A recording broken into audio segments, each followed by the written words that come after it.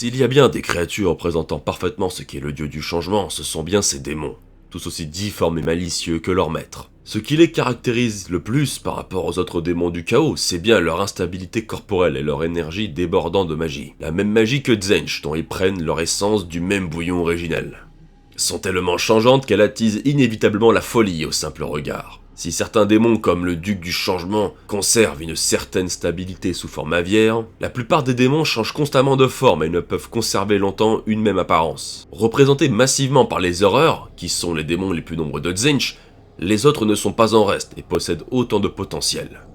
Immortels comme tout démon, ceux de Tzeentch ont l'avantage de pouvoir tenir bien plus longtemps hors des sentiers du chaos. De par leurs ressources colossales et leur sensibilité inégalée à la magie, qui les maintient donc plus longtemps sur les royaumes mortels, il est donc pas rare que des démons de Tzeentch élisent domicile dans des lieux imbibés éternellement par les sources magiques, changeant l'environnement alentour par leur simple présence. Quand une masse de démons de Tzeentch part en guerre, elle forme l'Host Scintillante, une armée de créatures flashy et criardes amalguant toutes les nuances de bleu et de violet, tout aussi difformes et inconstantes les unes que les autres. Ces légions anarchiques sont souvent dirigées par des démons supérieurs de Tzeentch, avatar d'une de ses personnalités, comme des horreurs fortunarques. Mais quand la situation nécessite vraiment toute l'attention du maître du destin, ce sont les ducs du changement qui exécutent sa volonté. Volonté imprévisible, car bien qu'il adore voir ses serviteurs prendre leur propre initiative et accomplir des stratégies complexes menant souvent à la victoire, Tzeentch exècre encore plus la prédictibilité et la certitude. Ainsi, il n'est pas rare de voir des hostes entières de démons de Tzeentch d'un coup disparaître ou perdre en puissance. Non pas par domination de leurs opposants, mais bien parce que Tzeentch de temps en temps s'ennuie et s'énerve de la certitude de la victoire. Ces démons en sont pleinement conscients et s'amusent d'eux-mêmes de ce petit jeu, sachant irrémédiablement que cela malgré tout fait partie d'un engrenage aussi complexe dans les plans de Tzeentch que cela le mènera à la victoire un jour ou l'autre. Les hostes scintillants convoqués à la bataille sont appelés par les ducs du changement jusqu'à atteindre une masse de 9 hostes, comme le veut Tzeentch. Les ducs du changement inférieur veillent sur chaque host indépendamment des autres en suivant la marge du mieux possible, car chaque host invoqué possède sa propre voix et sa propre spécificité. Coordonner plusieurs hosts en une grande armée disciplinée est une tâche complexe pour les ducs du changement, mais absolument pas impossible. Et puis au final, c'est le seigneur des manigances qui en a voulu ainsi.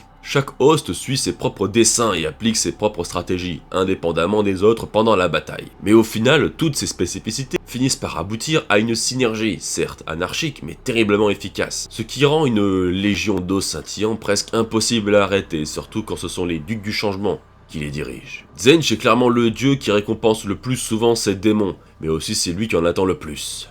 La récompense pour les démons les plus efficaces sont le contrôle d'une de ses forteresses fractales et une résurrection plus rapide au sein de son royaume. Tandis que les démons échouants peuvent simplement se retrouver éternellement affaiblis, voire annihilés pour toujours. Chaque host est donc en compétition avec les autres, et pendant les batailles contre les ennemis de Tzeentch, celles-ci s'affrontent également entre elles, de par des concours de puissance, de magie, ou par la meilleure stratégie ou conspiration. Cela fait évoluer constamment la hiérarchie au sein des démons de Tzeentch, ce qui le satisfait amplement, telle est sa nature.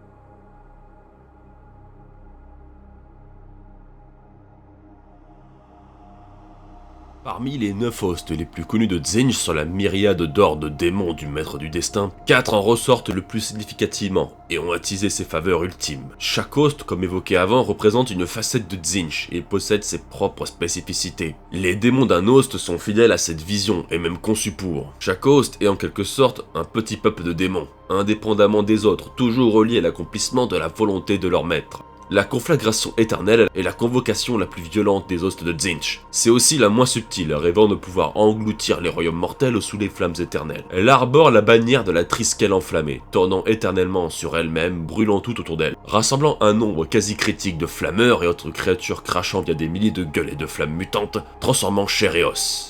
Cet host laisse volontiers de côté la manipulation, préférant un assaut massif de bouches et de flammes. L'host perfide est un host relativement classique puisqu'il est semblable à ce que les acolytes Kherik font.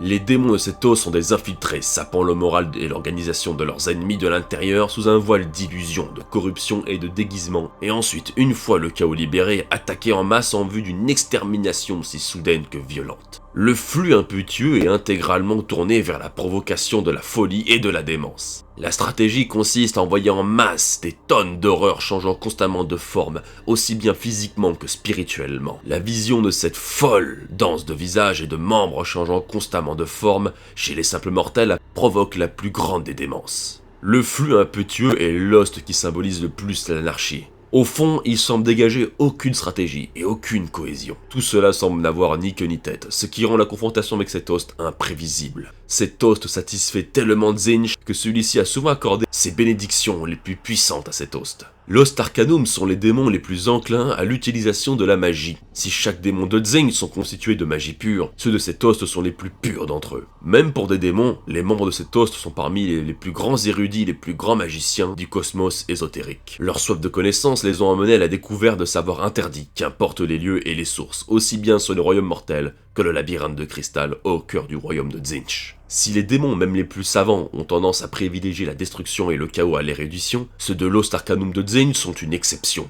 C'est l'host le plus précieux de Tzeentch, car c'est celui qui lui rapporte le plus de connaissances et de savoirs ésotériques. Préférant rédiger des parchemins que de combattre, Tzeentch envoie donc rarement à la guerre cet host, sauf en cas d'extrême nécessité pour récupérer des artefacts, des connaissances ou des sorts magiques. Alors, l'Host Arcanum emploie une stratégie rapide d'assaut, et brutale, et s'en va aussitôt une fois l'objectif accompli. Utiliser la magie contre l'Host Arcanum est un pari risqué car les démons de cet host sont parfaitement capables de renvoyer le sort à son expéditeur.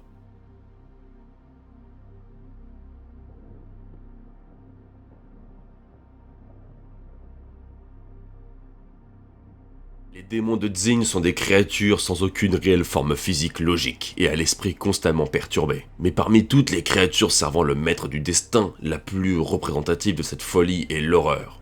L'horreur est un être de pure anarchie, changeant constamment de forme, aux flammes à la fois brûlantes, froides, cristallines, ou passant par toutes les étapes possibles en même temps. Elles sont le chaos incarné. Regroupées en masse et envoyées au combat massivement, elles noient leur ennemi d'un nombre stupidement élevé de flammes démentes, et de crocs ou de griffes aussi nombreuses que difformes. Les mouvements de ces créatures ennemies sont chaotiques tout en tournoyant sur elles-mêmes, tandis que leur corps change constamment de forme. Toucher une horreur rose revient à subir des transformations expéditives, comme subir un vieillissement accéléré précoce ou bien voir ses membres se tordre. Une horreur rose a beau être une créature chaotique, elle n'en reste pas moins un être jovial, cherchant constamment à engendrer le plus de chaos pour s'amuser. Mais quand celle-ci subit une forte blessure critique, au lieu de disparaître, elle est séparée en deux entités distinctes. Les horreurs bleues résultent de la destruction d'une horreur rose. Techniquement, ils sont la même entité, mais la gaieté de l'horreur rose est remplacée par une hargne et une colère significative, couplées avec une détestation de l'un et de l'autre, car les deux créatures reprochent l'une à l'autre la responsabilité de leur état actuel.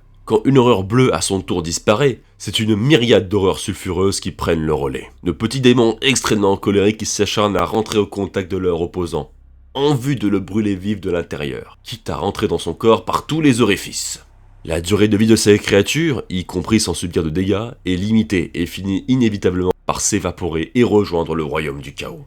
Les hurleurs sont des requins, planant dans les airs comme si elles lévitaient à grande altitude. Rassemblées en bancs, elles sont capturées puis utilisées par les troupes les plus fortes de Tzeentch en tant que force de frappe de choc. Les plus téméraires peuvent tenter de les transformer pour créer des disques volants. Moyen de transport conscient mais sacrément utile des sorciers de Tzeentch. Si dans le royaume du maître du destin, ces créatures chassaient les âmes flottant dans les airs, dans les royaumes mortels, ce sont des nuées de créatures remplissant le ciel de terreur. Les incendiaires n'ont aucune forme logique. Si au moins les horreurs ont des jambes et des bras et marchent, les incendiaires ressemblent à des draps enroulés sur eux-mêmes, ornés de milliers de bouches et de tentacules flamboyantes. Elles ressemblent à des bougies fondues, encore allumées, composées d'une chair fungoïde inflammable, constamment sous explosion. Ces créatures sont gorgées de feu, créent des déflagrations constantes et n'ont presque aucune conscience d'elles-mêmes. Tout ce à quoi elles pensent est de faire déferler leurs flammes mutantes sur leur adversaire, et un seul incendiaire pour envoyer des centaines de volées de flammes sur un laps de temps extrêmement court. Chaque bouche prononce des paroles moqueuses et des rires complices, imitant les cris de terreur et l'angoisse de leurs victimes. Les incendiaires, bénéficiant d'une conscience bien plus développée, sont des exaltés, ayant une intelligence similaire aux mortels. Ils sont capables d'apprendre des mécanismes logiques, des stratégies simples et de domestiquer les hurleurs.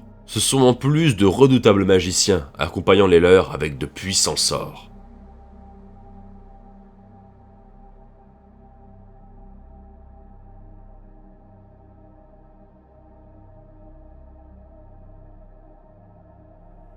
Les héros de Tzeentch sont ses démons favoris. Des entités uniques, bien qu'il en existe plusieurs, toutes participent activement et vivent pour répandre une facette du dieu du changement parmi les disciples de Tzeentch. Ces démons, en plus d'être les favoris de Tzeentch, se voient récompensés par des missions complexes comme diriger des hosts ou participer à des opérations sur les royaumes mortels. Les Fluctuarques sont initialement des horreurs roses ayant reçu le favoritisme de Tzeentch. Ceux-ci se sont vus dotés d'une plus grande liberté, qui est le don le plus précieux de Tzeentch. Ils reçoivent une conscience supérieure et le droit de pouvoir utiliser les disques de Tzeentch et de les maîtriser. Obtenant une plus grande autorité, leur but est d'accompagner les hostes scintillants à la guerre, ou bien à servir d'éclaireurs et de messagers. Il ne faut pas croire que les Fluctuarques restent en arrière durant les batailles. En réalité, ils tournent avec leurs bandes hurleurs autour de l'affrontement pour trouver les failles au sein de la ligne de commandement ennemie et ensuite charger pour la briser. Les Fluctuarques transforment autour d'eux l'environnement alentour jusqu'à l'air. Leur passage annonce donc le changement certain et imminent. Les falsificateurs sont des horreurs plus intelligentes que leurs semblables, mais sont des héros inférieurs par rapport aux autres. Ils guident les horreurs à pied, un travail qui leur procure amertume et colère. Ils restent de puissants sorciers, et de plus, plusieurs légions d'horreurs signifient plusieurs falsificateurs, et donc une bande puissante de démons sorciers capables de transformer leur adversaire en n'importe quoi, généralement en rien de bien vivant. Le mystificateur, mais aussi nommé par les plus savants le changeling, est une créature légendaire, constamment couvert par des tissus et une cape au visage bien caché. Il est dit que seul Tzeentch connaît son véritable visage. Cet agent de Tzeentch, unique en son genre et ayant connu l'ancien monde, est un autodidacte vagabond, capable de prendre toutes les formes qu'il désire. C'est l'agent du désordre ultime. À cause de lui, de nombreuses nations se sont affrontées entre elles. Des ordres se sont effondrés sur eux-mêmes, et des batailles furent perdues par de faux conseils. Il a semé le trouble dans tous les peuples des royaumes mortels, et probablement aussi à l'époque oubliée du monde qui fut. Le but d'existence du mystificateur et sa raison d'être est justement d'éviter le combat le plus possible. Pour lui, arriver à en découdre est un signe qu'il a échoué, mais son efficacité est telle qu'il a réussi plusieurs fois à infiltrer les Stormcast Eternal. Son forfait le plus connu est justement une infiltration chez les guerriers de Sigmar. Il a réussi à remplacer le maître architecte de Sigmar, Vailius Maliti, créant des failles dans les défenses des cités de Sigmar, chose qui a été reconnue uniquement quand ces forteresses ont été mises à l'épreuve. Même si Tzeentch lui donne des missions, c'est un vagabond qui semble libre d'accomplir tous les forfaits qu'il souhaite, et seul Tzeentch connaît ses véritables intentions. Les scribes bleus sont deux entités uniques, initialement une seule entité car ce sont des horreurs bleues, Taryx et Xyract. Ils consignent les sorts et les connaissances ayant engendré la création de l'univers pour assurer à Tzeentch la place du meilleur des dieux. Ces deux créatures sont donc constamment en mouvement et à la recherche et surtout à la récupération et inscription de tous les sorts et de toutes les connaissances possibles. Une tâche évidemment impossible, mais pourtant que ces deux créatures se chargent d'accomplir sans repos et sans découragement. Elles sont absolument convaincues d'y arriver un jour. Il est d'ailleurs important de noter qu'une tâche pareille aurait sans nul doute provoqué une folie tellement pesante que même les démons majeurs de Tzeentch n'y auraient pas résisté. Mais ces deux petites créatures semblent parfaitement tenir le cap. Comble suprême de leur tâche, ces deux créatures sont donc des horreurs bleues, ce qui signifie qu'elles sont constamment en conflit entre elles. Par exemple, Taryx sait écrire mais ne comprend pas ce qu'écrit Xyrapt. Quant à lui, Xyrapt sait lire mais ne comprend pas ce qu'il lit. Ces deux-là se disputent constamment, nichés sur le dos d'un gigantesque hurleur emmagasinant des tonnes de parchemins et de livres écrits de leurs mains. Ce nombre astronomique de sortilèges font qu'au combat, ils sont capables de lancer un nombre infini de sorts faisant d'eux paradoxalement de leur situation les sorciers les plus dangereux des royaumes mortels.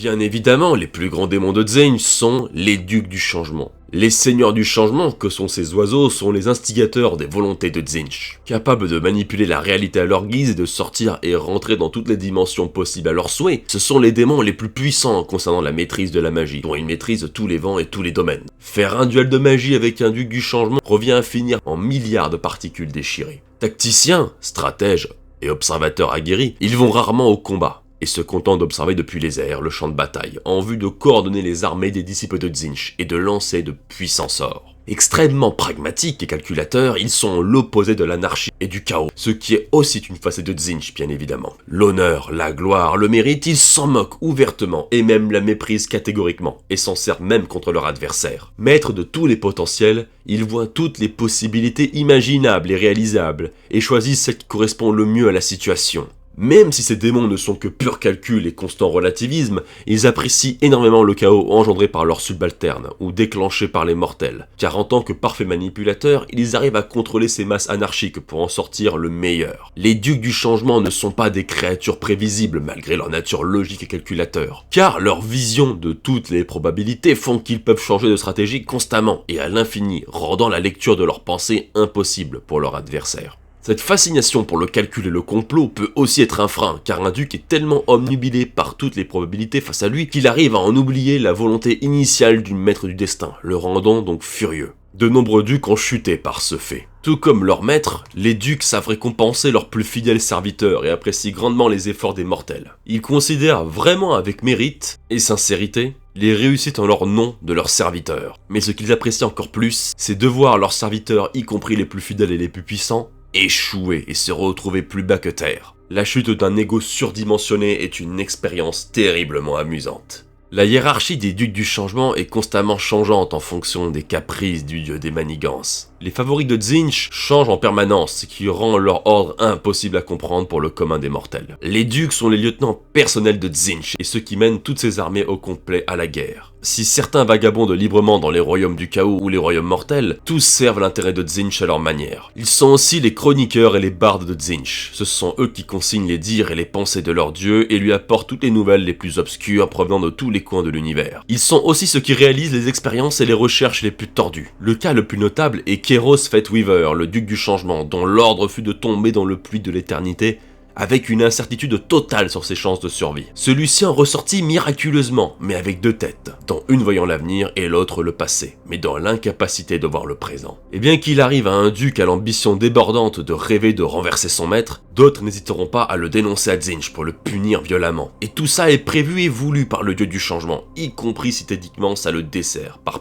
pur amusement. Un dieu qui s'affaiblit lui-même volontairement pour s'amuser n'a aucune peur de laisser de potentiels traîtres libres de circuler dans sa cour. L'excitation de voir son espoir grandir puis retomber dans l'horreur au moment opportun est le plus précieux des sentiments que Tzeentch raffole. Voilà de quoi sont constitués les hostes scintillants du dieu du changement. Des hordes de créatures anarchiques et dirigées par des géants calculateurs et pragmatiques entourés par de fourbes conspirateurs. Ces créatures-là ne livrent pas seulement des combats contre les mortels, mais bien aussi contre les armées des autres dieux de la ruine.